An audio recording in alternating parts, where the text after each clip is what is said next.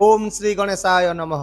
नमस्कार बंधुगण, आपण मानंकु समस्तंकु आपणक निजस्व चैनल ज्योतिष दर्पण को मु हार्दिक स्वागत करुछि। आसंतु जानिबा कोन कहूछि आज आपणक राशि आपणक दिन।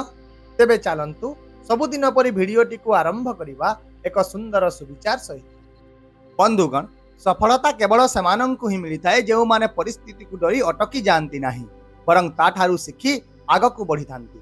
तेणु जो व्यक्ति सबु बेले धैर्य एवं विश्वास सहित निजर काम गुड़िक करिथाए से ही निश्चित भाव में निज जीवन में भल फलाफल ही देखा पाई थाए। एबे आसंतु जानिबा आजिर पंचांग। आज हेउची 9 मार्च 2026 सोमवार, चैत्र मास कृष्ण पक्ष षष्ठी तिथि विशाखा नक्षत्र।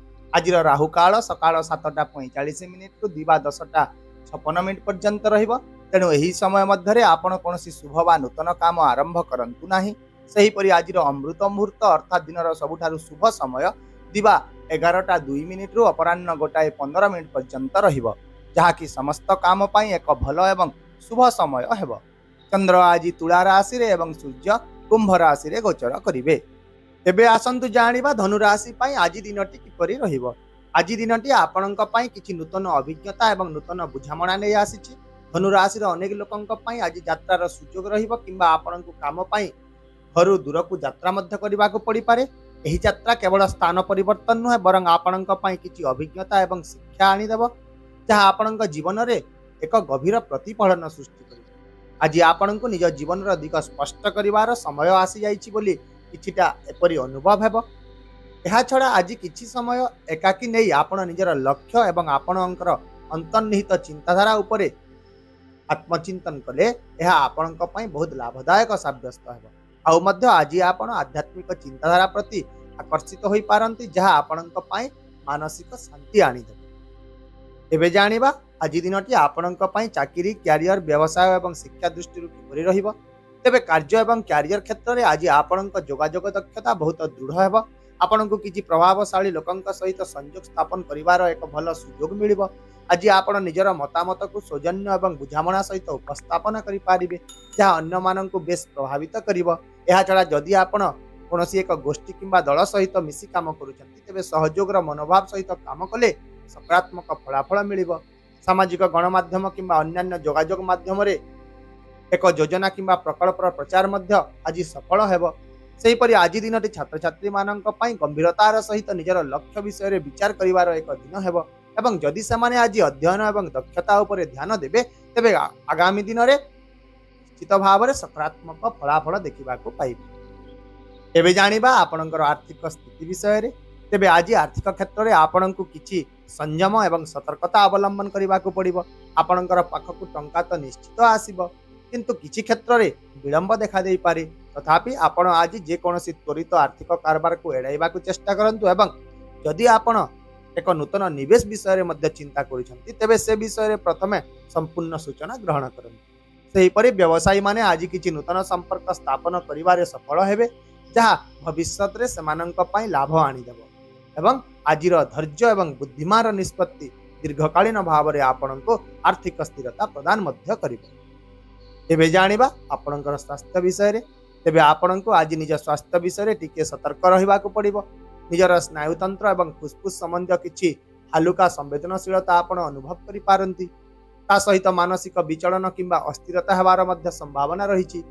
तेणु आपण आज निजर मन को विशेष भाव में शांत रखिबा को चेष्टा करंतु। गभीर भाव में निश्वास प्रश्वास व्यायाम करंतु। अत्यधिक चा किंबा कैफीन सेवन रु दूरे रहंतु एवं विशेष भाव में संध्या समय किछि समय चलंतु, जहाँ आपणक शरीर एवं मन उभय को संतुलित रखिबारे बहुत सहाय्य करिबो।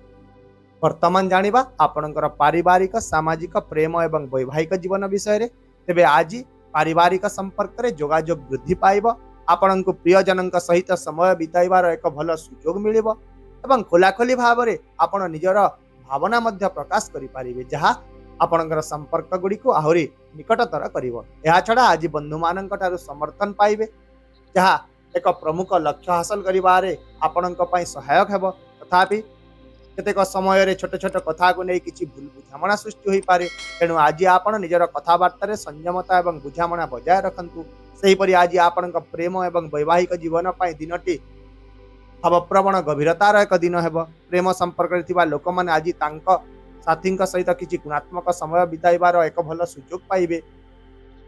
ता सहित जदि निज संपर्क को नहीं आपणकर कौन चिंता रही तेबे सेगुड़ी को आपण निज साथी सहित शेयर करने को संकोच प्रकाश करंतु नहीं, कारण यह आपणकर मनर बोझ को हालुका करिवो एवं आपणकर संपर्क को आहुरी मजबूत मध्य करिवो। या छड़ा जदि आपण विवाहित अटंती ताहेले मध्य आज आपण निज जीवन साथी सह निजर भावना गुड़ी को शेयर करंतु, जहा फल आपणक संपर्क रे मधुरता आसीबा सह संपर्क आहुरी मजबूत होई जीवो। वर्तमान जानिबा आजिर किछि सतर्कता विषय रे। तेबे आज आपण विशेष भाव में तरबर होई कोनोसी निष्पत्ति नियंतु नाही किंबा काहाकू प्रतिश्रुति मध्य दियंतु नाही।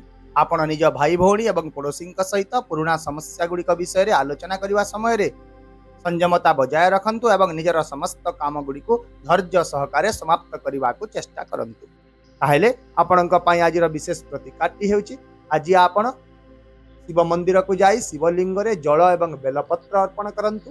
यह करने द्वारा आज आपणक मन रे शांति आसीबो एवं आपणक जीवन रे सकारात्मक शक्ति बजाय रहिबो। आशा करूची वीडियोटी को आपण सकारात्मक चिंताधारा सहित ग्रहण करेंगे एवं आपणकर दिन को आहुरी सुंदर करेंगे। यदि आपण को आमर ये वीडियोटी पसंद आसिला तेबे दयाकोरी वीडियोटी को हाइप करंतु, शेयर करंतु एवं आपणकर मूल्यवान मतामत कमेंट बॉक्स रे निश्चित भाव में जणांतु।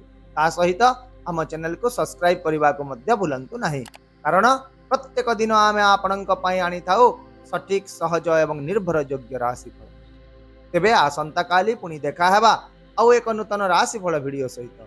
से पर्यंत विदाय दियंतु। नमस्कार, जय जगन्नाथ।